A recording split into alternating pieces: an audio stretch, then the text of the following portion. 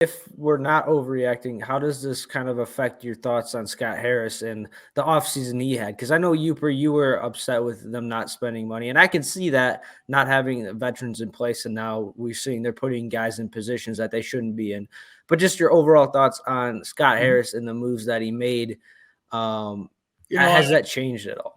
I don't see any reason to be too down on Scott Harris. We have to see how the whole regime comes together and what they do with their draft, what they do in on the international market, see what he does at this upcoming trade deadline, how creative he can get, how successful that is.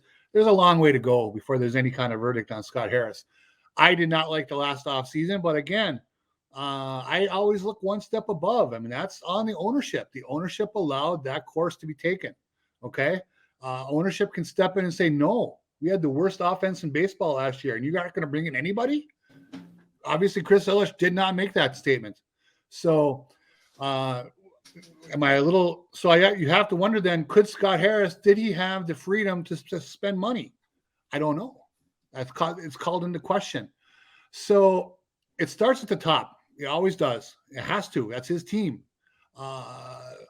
So we'll see what Scott Harris can do with the draft and trade deadline and see where we go. But yeah, it's in the middle of a 6-game losing streak where they can't score runs and they look pathetic. It's hard to be too up about anybody. The thing is that, I mean, Tony Paul was on Justin Spiro's show, Spiro Avenue, and said that the Tigers were going to spend money this offseason.